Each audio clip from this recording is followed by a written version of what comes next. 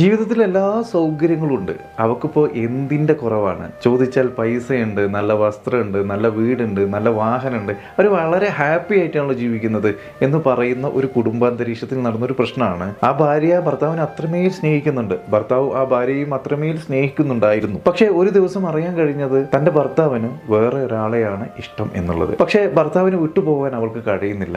കാരണം അത്രമേൽ അവൾ അവനെ സ്നേഹിക്കുന്നുണ്ട്.